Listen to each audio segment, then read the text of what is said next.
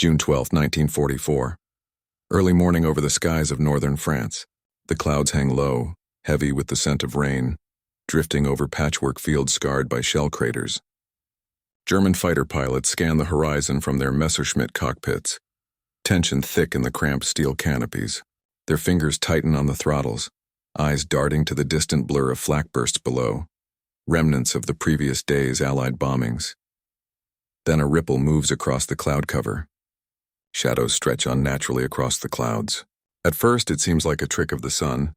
Then the unmistakable silhouette of P-51 Mustangs emerges, sleek, powerful, cutting through the sky with precision and speed. The German pilots instinctively pull back, their trained confidence faltering. Engines roar. Propellers slice the air.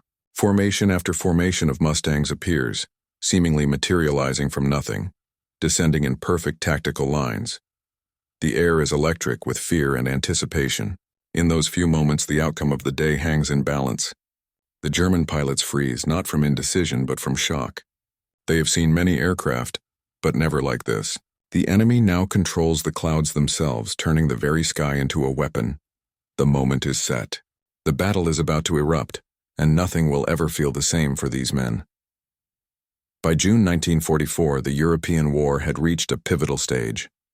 The Allies were preparing the largest amphibious invasion in history, Operation Overlord, the liberation of Nazi-occupied France. Months of meticulous planning had culminated in stockpiles of men, tanks, and supplies along the southern coast of England. Intelligence reports indicated that German defenses along the Normandy coast were formidable. A network of bunkers, anti-aircraft guns, and entrenched infantry designed to repel any seaborne assault. Air superiority had become the deciding factor in modern warfare. The Luftwaffe, once a dominant force, was now stretched thin. Years of attrition, Allied bombing campaigns, and fuel shortages had eroded their capacity to defend against concentrated aerial attacks. Messerschmitt Bf-109s and Focke-Wulf FW-190s patrolled sporadically, often outnumbered, while German ground forces relied increasingly on radar warnings and early detection to coordinate defensive sorties. Into this precarious balance of power flew the P-51 Mustang. Introduced in late 1943, the Mustang combined speed, range, and firepower in a way few aircraft could match. Equipped with the Rolls-Royce Merlin engine, it could escort bombers deep into enemy territory, outpacing the Luftwaffe's fastest interceptors. Its 2,000-horsepower engine allowed it to climb rapidly, maneuver sharply, and deliver devastating fire with its .650 caliber Browning machine guns. For the German pilots stationed in northern France, these aircraft represented an escalating threat.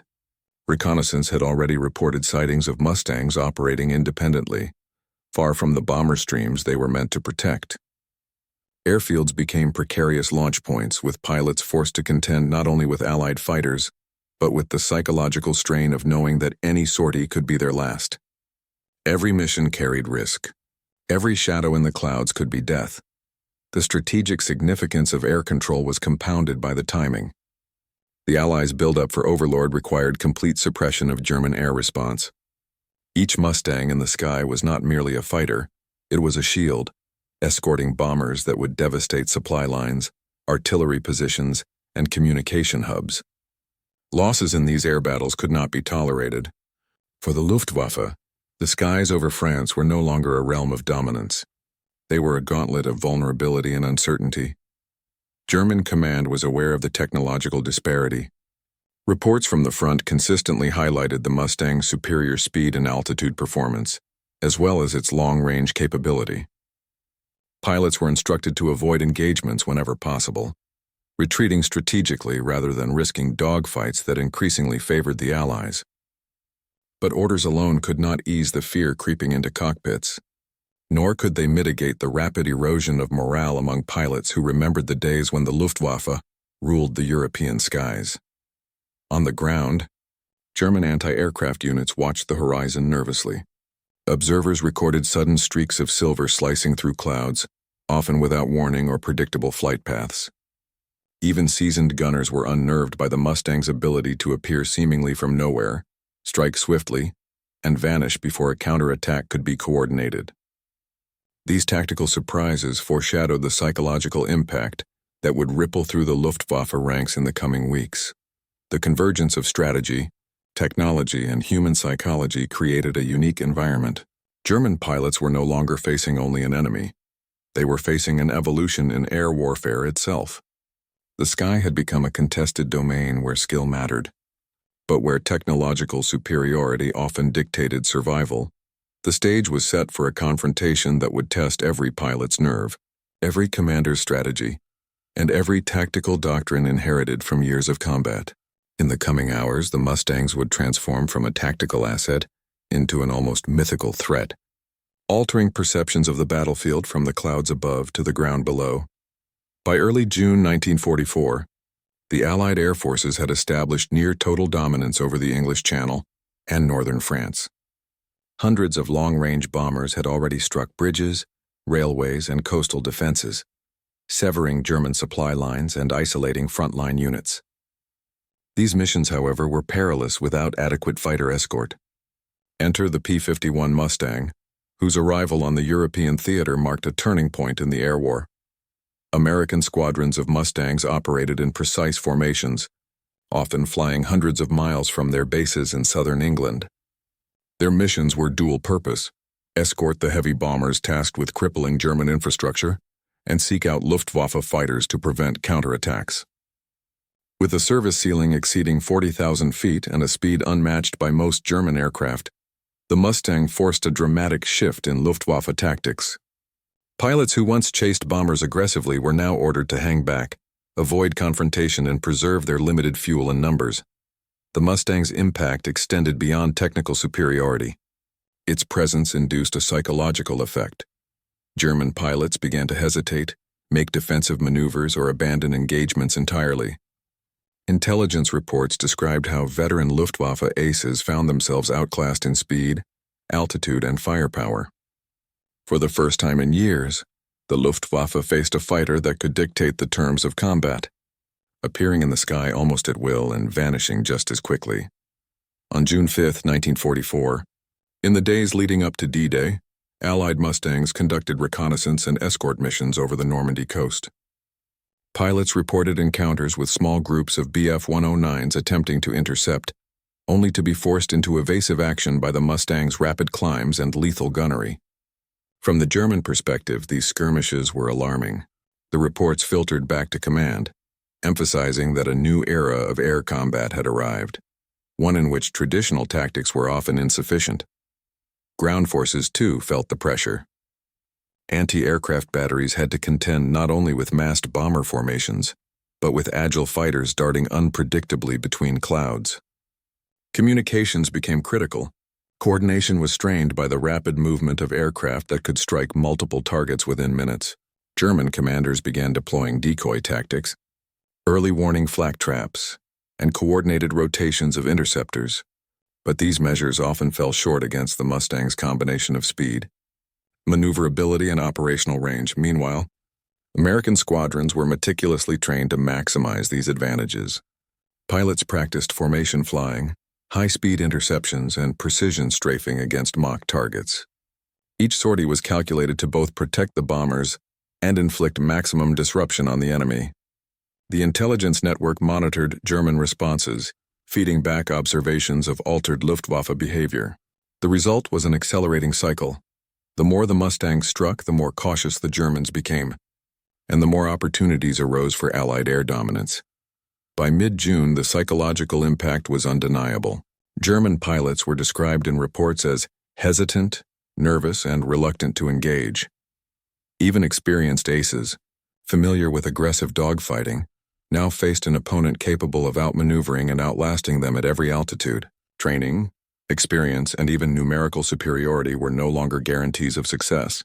This context, the convergence of strategy, technology, and human psychology, set the stage for the legendary encounters that would define the air war over France. The Mustangs were not merely aircraft, they were instruments of strategic transformation, reshaping the battlefield from the skies above to the ground below. The story of the P-51 Mustang in 1944 is not just a tale of metal and machinery. It is a story defined by human courage, tactical ingenuity, and the psychological battlefield that stretched from the skies to the hearts of men. Each angle offers a unique perspective on why these aircraft became symbols of fear for the Luftwaffe and hope for the Allies. For the pilots themselves, the Mustang represented both opportunity and responsibility. American aviators often spoke of the first time they climbed into the cockpit, feeling the sleek fuselage vibrate under them, the engine growl promising unmatched speed and power. Every sortie carried immense risk.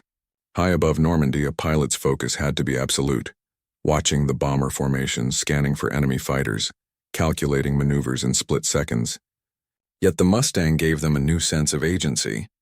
They were no longer merely escorts. They were predators in their own right, capable of turning the tide of an engagement before it even began. Letters and diaries from these pilots reveal a mix of exhilaration and dread, an intimate glimpse into the human element of aerial combat. Tactically, the Mustang forced a re-evaluation of traditional air combat. Allied squadrons developed what became known as the combat box formation for bombers, supported by Mustangs circling above and around them. This layered approach maximized defensive firepower, while allowing the fighters to intercept enemy aircraft before they could reach the bombers. The Mustang's speed and long range enabled deep penetration into occupied territory, cutting off German reinforcements and disrupting defensive patterns. Dogfights shifted from slow-turning engagements to high-speed vertical maneuvers that exploited the aircraft's aerodynamic advantage. Commanders learned to coordinate missions across hundreds of miles, synchronizing bomber and fighter movements with clockwork precision. The Mustang's technological superiority cannot be overstated. Equipped with the Rolls-Royce Merlin engine, it could reach speeds of over 430 miles per hour and altitudes exceeding 40,000 feet, outperforming most Luftwaffe fighters. Its 650 caliber Browning machine guns delivered devastating firepower with remarkable accuracy. The combination of range, speed, and firepower meant that a single squadron could escort bombers across enemy territory, engage multiple opponents, and return safely, a feat previously impossible with older fighters like the P-38 Lightning or P-47 Thunderbolt. German engineers observing captured Mustangs were often stunned at the integration of performance and endurance in a single platform. Strategic and operational leadership amplified the Mustang's impact. Squadron leaders and higher command invested in meticulous mission planning, briefings, and debriefings. Pilots were instructed not merely to engage, but to maintain formation discipline, conserve fuel, and exploit the Mustang's strengths. Leaders understood that superior aircraft alone would not guarantee success. It required disciplined execution and quick decision-making under fire. This blend of technology and leadership created a force multiplier effect, where each pilot's actions could reverberate across the broader theater of operations. From the Luftwaffe perspective, the Mustang was an existential threat. German pilots quickly realized that conventional interception tactics were increasingly futile. Reports filtered back from the front lines describing Mustangs appearing out of clouds at impossible angles, strafing enemy airfields, and vanishing before counterattacks could materialize. Morale began to erode. Experienced pilots expressed frustration at being forced into defensive positions, losing the initiative they had long held. The presence of Mustangs altered the very rhythm of Luftwaffe operations, forcing conservative deployment and constant vigilance, factors that compounded the stress of the war already raging on multiple fronts. Together, these angles illustrate why the Mustang was more than an aircraft. It was a convergence of human skill, tactical innovation, technological excellence, and psychological impact. The German sky, once a familiar and often dominant domain, became an unpredictable and perilous arena. Continuing from the earlier exploration, the impact of the P-51 Mustang extends beyond the immediate battlefield. Additional angles, moral, operational, and logistical, reveal how the aircraft shaped not only tactics, but the broader strategic landscape of the Allied air campaign in 1944.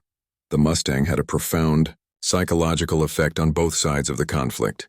For Allied airmen, it was a source of confidence and pride. Flying a Mustang meant not only superior performance but also the ability to protect one's comrades with unprecedented effectiveness. Pilots wrote of the morale boost that came from seeing the once vulnerable bombers escorted safely across hostile skies. Conversely, German airmen faced demoralization. Reports describe a growing sense of inevitability, Even highly skilled pilots began to dread sorties, knowing that Mustangs could appear without warning, strike decisively, and vanish before effective counteraction. The aircraft therefore became a symbol: hope for the Allies, terror for the Axis. Operationally, the Mustang extended the reach of Allied air power. Before its introduction, long-range bombing missions had been limited by the range of escort fighters. The Mustang's endurance allowed the Allies to conduct deep penetration raids into the heart of Germany, with continuous fighter cover. Strategic bombing became more effective. Vital industrial centers, communication hubs, and transportation networks could be attacked with reduced bomber losses. Coordination between bomber groups and Mustang squadrons became a finely tuned system, with air controllers, intelligence officers, and mission planners all contributing to a complex operational choreography. Every sortie was a calculated move on a vast aerial chessboard. Logistics played a crucial role in sustaining the Mustang's operational dominance. The aircraft's performance depended on meticulous maintenance, availability of high-octane fuel, and skilled ground crews. Allied air bases in England, Italy, and later France were transformed into hubs of activity, where mechanics labored tirelessly to ensure each Mustang was combat-ready. Supply chains delivered spare parts, engines, and ordnance across thousands of miles, often under threat of Luftwaffe interdiction. The ability to maintain operational tempo, keeping squadrons flying, repairing damage, and rotating pilots, was as decisive as the aircraft's engineering. German forces, unable to match this logistical efficiency, faced attrition not just from combat losses but from cumulative operational strain.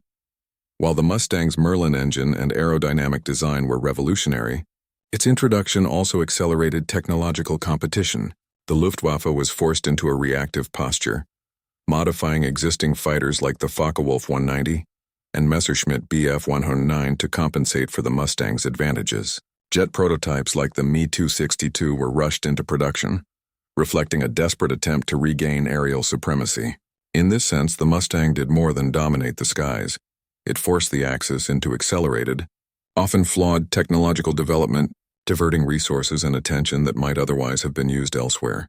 High-level Allied command recognized the Mustang as a game-changer. Leaders such as General Jimmy Doolittle emphasized the importance of escorting bombers and maintaining air superiority as a prerequisite for successful ground campaigns. The aircraft was integrated into larger strategies that combined intelligence, air reconnaissance, and synchronized ground operations. Decisions on deployment, mission priority, and squadron rotation were informed by the Mustang's unique capabilities, demonstrating how technology could shape leadership decisions at the highest levels. In sum, the Mustang was more than an aircraft. It was a multi-dimensional force that influenced morale, operational reach, logistics, technology, and strategic leadership.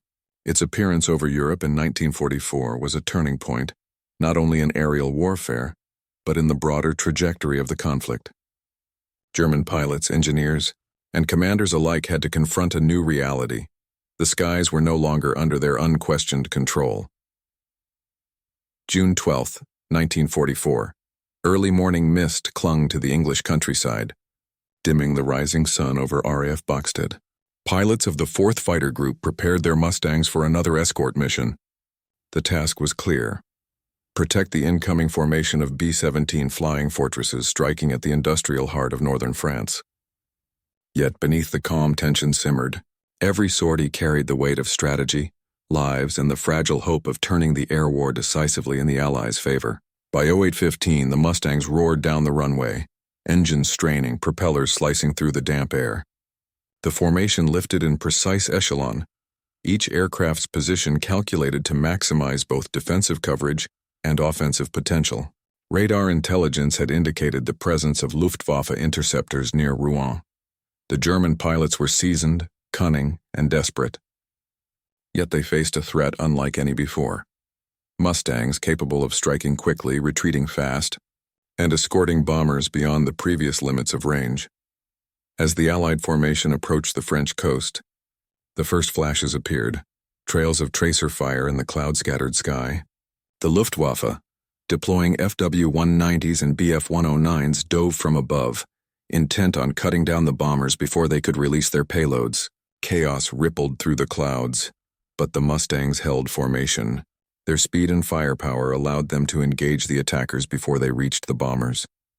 Machine guns and cannons spat controlled bursts of death. One Mustang pilot later recorded the moment in his journal. "We tore through their formation like a knife through silk. They didn't expect us at this altitude, with this speed." The German pilots, despite skill and experience, faced a harsh calculus. Each maneuver was countered almost instantaneously. Attempting to climb higher for position, they were met by Mustangs diving with precision. Attempting to outflank the bombers, they were met with long-range 50 caliber fire. The Luftwaffe's initial confidence faltered into fear. Reports from that day note several pilots breaking off entirely, retreating to regroup while others were shot down. By 10:30, the skies above Rouen bore the scars of aerial combat, smoke trails, scattered wreckage, and a stunned enemy struggling to respond. Meanwhile, below the clouds, bomber formations pressed on. The B-17s dropped their payloads on rail yards, factories, and fuel depots. Losses were minimal, a testament to the Mustang escorts.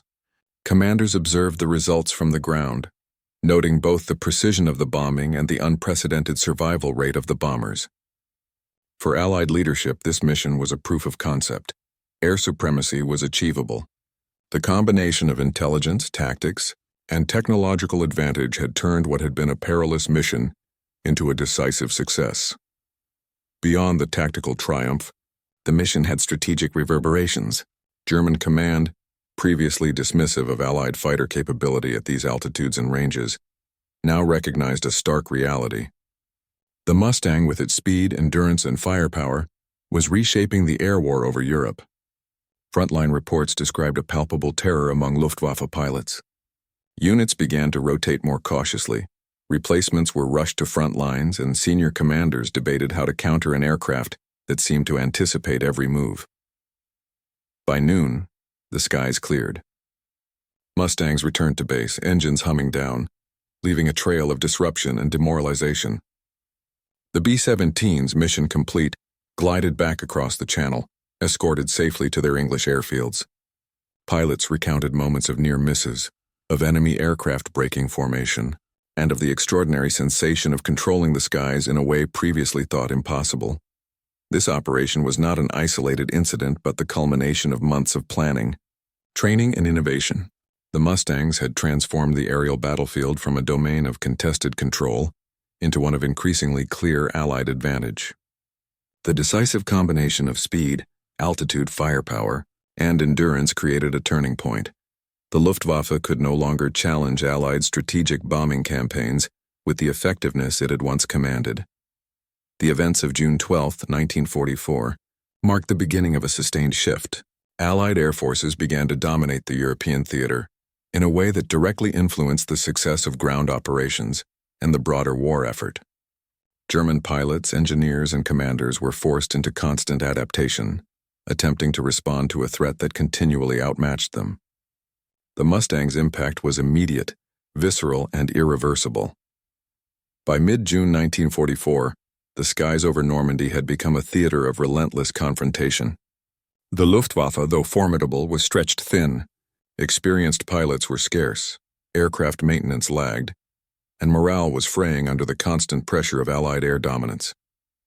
The American Mustang, introduced in increasing numbers, was now more than just a tactical asset.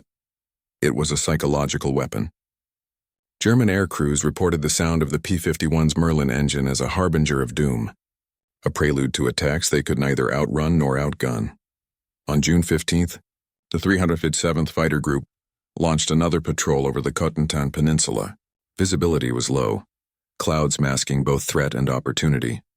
As reconnaissance reports indicated Luftwaffe movements near Cherbourg, the Mustangs climbed through the gray layers of cloud cover, each pilot aware that a single misjudgment could mean destruction. Yet their training, coordination, and the aircraft's capabilities instilled a confidence that bordered on calm precision. The first enemy contacts were swift. W-190s appeared in tight formations, diving toward Allied bombers. Mustang pilots immediately engaged, splitting into pairs, executing high-speed attacks from above and below. One pilot later recalled, "They didn't even have a chance to react. Every maneuver we anticipated, every gap we exploited, it felt almost too easy." Despite fierce resistance, German formations began to fracture under concentrated Mustang fire. Several aircraft were shot down within minutes, trailing smoke into the gray mist below. At 09:42, a particularly decisive moment occurred near Carentan. A squadron of Bf-109s attempted to intercept an isolated group of bombers. Mustang pilots dove from cloud cover and coordinated attacks, targeting lead aircraft and breaking enemy cohesion. The ensuing dogfight was chaotic, violent, and swift.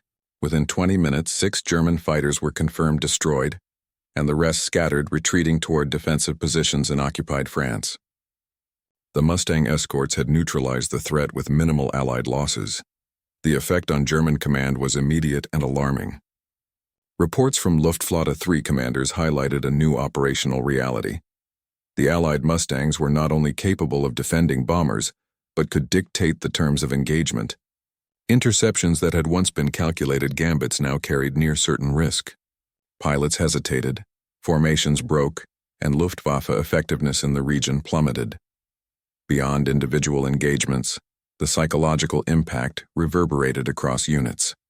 Pilots reported a growing dread of encountering the Mustang at altitude.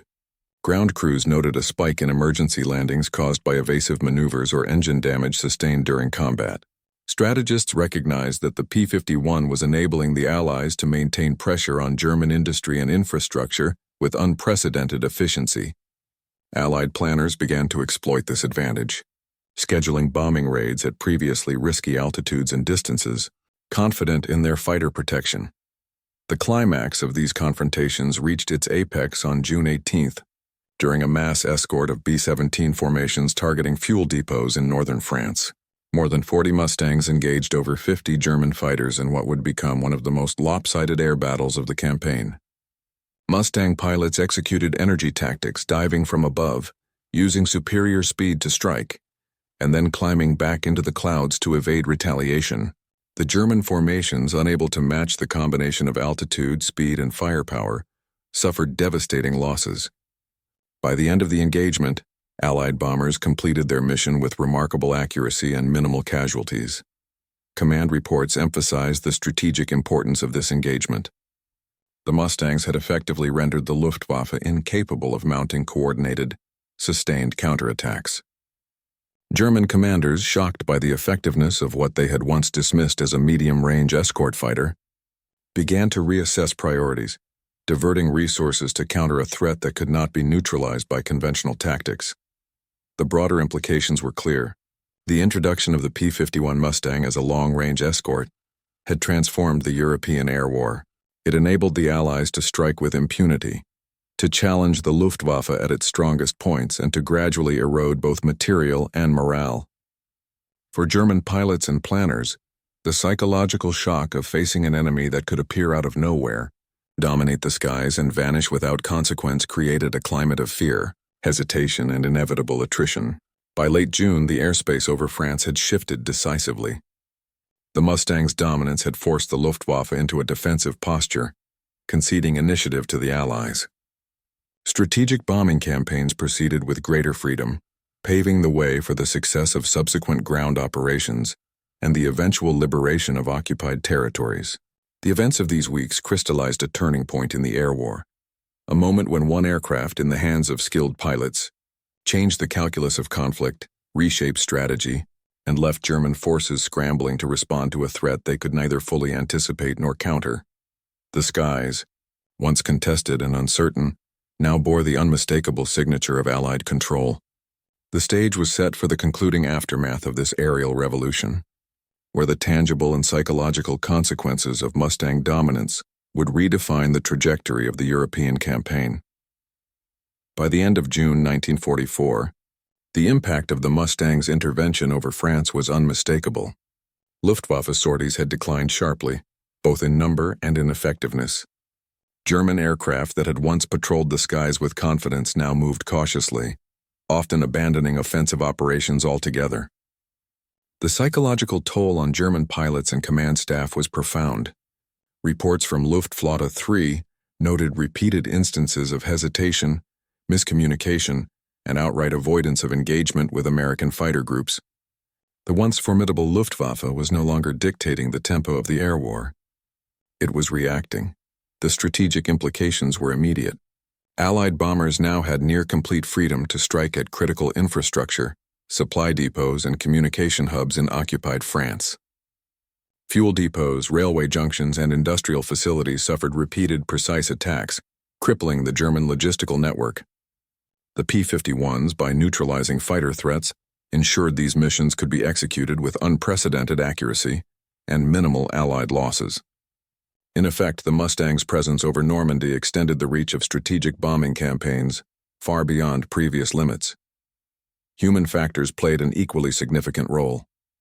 For American pilots, the introduction of the Mustang brought a new sense of confidence. Veteran accounts describe a palpable boost in morale, as crews could escort bombers deep into enemy territory, with the knowledge that their aircraft's speed, maneuverability, and firepower made near impossible the interception attempts by German fighters. This psychological edge allowed pilots to execute more aggressive and coordinated attacks, often overwhelming Luftwaffe responses before they could consolidate. The Germans, meanwhile, were left to reckon with the consequences. Pilots reported the demoralizing effects of repeated losses, while maintenance crews struggled to replace aircraft and engines destroyed in engagements where evasion had been impossible. Strategic planners in Berlin faced the reality that their once dominant air force could no longer protect vital installations or support ground operations in the way that had been assumed at the war's outset. The Mustang had effectively leveled the playing field, converting numerical superiority into vulnerability through superior technology and tactical exploitation. Beyond immediate military consequences, the Mustang reshaped operational doctrines on both sides. Allied commanders began planning bombing raids at previously untenable distances, confident in their fighter cover. German forces, by contrast, were forced into a defensive stance, dispersing aircraft to secondary airfields and retreating from established air corridors. This shift not only reduced the Luftwaffe's offensive capability, but also strained logistical support and pilot training pipelines, further exacerbating the imbalance in the air war. Casualty reports underscore the magnitude of the shift. In a 2-week span, Luftwaffe losses over Normandy reached levels previously unseen, while Allied fighter losses remained comparatively low. Each destroyed German fighter not only removed a plane from the operational roster, but also diminished the pool of experienced pilots, an irreplaceable resource at this late stage in the conflict.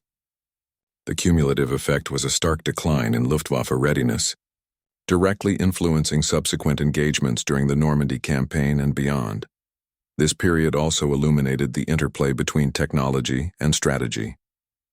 The P-51 Mustang, by combining long-range capabilities with exceptional speed and firepower, had transformed the rules of engagement. Its presence enabled the Allies to project power across previously inaccessible theaters, dictating both timing and method of attacks.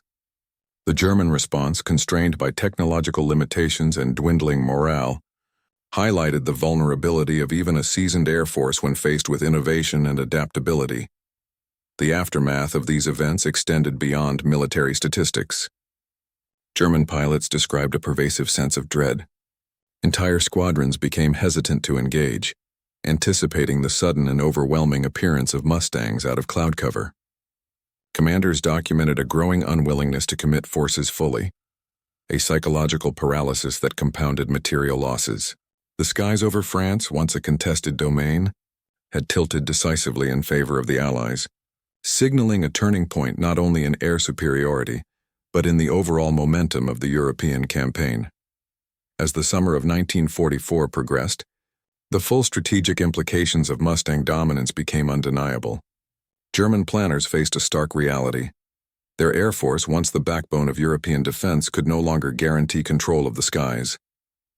The Allied push from Normandy now enjoyed near-total air superiority, allowing ground operations to proceed with unprecedented freedom. Bridges, railways, and supply lines, previously vulnerable to German interdiction, were now protected under the sweeping shadow of the P-51's patrols. The German response was cautious, often reactive. Luftwaffe units were redeployed to secondary airfields, stretching their already limited resources. Pilots faced grueling sorties with increasing frequency, many flying with inadequate rest or training. Losses in both men and machines accelerated, creating a feedback loop of declining morale and operational efficiency. Reports from Luftwaffe headquarters repeatedly highlighted pilot fatigue and ineffective sorties, terminology that masked the deeper crisis of confidence gripping the German Air Force. Meanwhile, the psychological impact on German ground forces was equally significant. Soldiers who had once relied on air cover to protect supply convoys now watched as Allied fighters penetrated previously secure zones with ease. Morale began to erode as the protective veil of the Luftwaffe vanished. Rear echelon troops, once distant from the immediate hazards of frontline combat, now faced strafing runs and bombing raids that further destabilized operational cohesion. The presence of the Mustang was no longer simply a tactical challenge. It was a psychological weapon.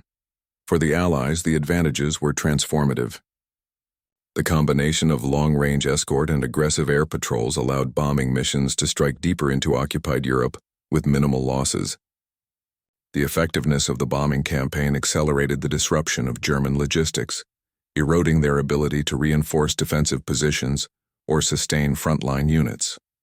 Strategic targets, fuel depots, communication hubs, and transportation networks fell into Allied hands or were destroyed at rates previously unattainable.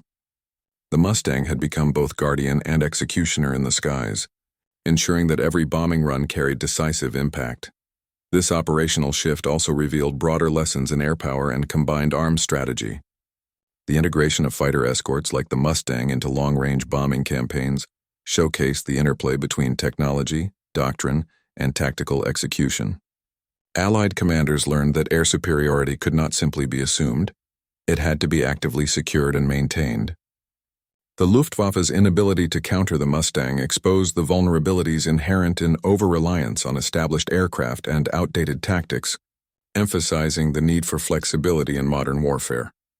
Casualty and loss reports from July and August 1944 paint a stark picture. Luftwaffe losses in the Normandy sector rose sharply, with some estimates exceeding 50 aircraft per week, while Allied fighter losses remained relatively minimal. Experienced German pilots, irreplaceable after years of combat attrition, were particularly hard hit. The erosion of skill and confidence created an environment in which even lightly defended Allied bombing missions could proceed with impunity. Moreover, the Mustang's influence extended beyond immediate tactical and strategic considerations. It became a symbol of technological mastery and ingenuity, a psychological anchor for Allied aircrews, and a harbinger of defeat for their adversaries. Its speed, range, and firepower redefined engagement standards, forcing the Germans to question previously unassailable doctrines. Commanders recorded a creeping recognition that their best pilots and aircraft could no longer dictate the terms of combat. The long-term consequences were profound. The decimation of Luftwaffe capabilities accelerated the collapse of German resistance in Western Europe. Allied ground forces, now operating under largely uncontested skies, advanced more swiftly, facing fewer interruptions from enemy air action. Every destroyed aircraft, every failed interception, contributed to a cascading effect. German operational planning increasingly centered on survival rather than initiative, while the Allies could dictate both tempo and theater of operations. Ultimately, the Mustang's domination over Normandy skies marked a pivotal moment in the European air war. It reshaped strategies, demoralized opponents, and cemented the principle that technological advantage, when fully leveraged, could dictate outcomes far beyond mere numbers. The Germans had been forced into retreat, not just in territory but in confidence, morale, and operational capability. In the quiet aftermath of the skies above Normandy, the story of the Mustang resonates far beyond the roar of its engines and the flash of its guns. It was not merely a machine of war but a catalyst of change, an instrument that redefined what air power could achieve in both tactical and human terms. The 2,000 horsepower engine that German pilots once feared, the long wings that carried the fighter deep into enemy territory, and the disciplined skill of its American crews combined to deliver more than victories. They delivered certainty, control, and hope. For the men on the ground, the presence of the Mustang was a psychological lifeline. Soldiers advancing through shattered towns, navigating mine-strewn fields, or crossing rivers under fire could rely on the sky above, where an unseen guardian roamed freely. For the Luftwaffe, The experience was humbling and instructive. The limits of human skill are inseparable from the tools it wields. Even the most experienced pilots, faced with superior technology and tactical innovation, found themselves outmatched. Confidence, the invisible backbone of combat, was stripped away. Yet the story of the Mustang is also a story of human ingenuity and the relentless pursuit of advantage. Engineers, strategists, and pilots worked in concert, bridging the gap between invention and execution. They demonstrated that technological superiority alone is not enough. Success comes from understanding how to integrate innovation into doctrine, how to shape morale and mindset alongside machines, and how to anticipate and counter the enemy's responses. The lessons extend beyond 1944. Air warfare, and indeed all conflict, is defined by a dynamic interplay of technology, human psychology, and strategy. The Mustang's dominance reminds us that the edge in combat is often determined by those who see the future clearly, adapt swiftly, and exploit advantage decisively. As we reflect on those skies, we see both the fragility and resilience of human endeavor. The roar of the Mustang, echoing over Normandy's fields and forests, was more than a signal of destruction. It was a symbol of precision, courage, and the enduring impact of innovation in the crucible of war. In the end, the story of the P-51 is not only about airplanes or battles, but about the profound ways human ingenuity shapes history itself. Subscribe for more true stories that remind us of what it means to be human, even in the darkest of times.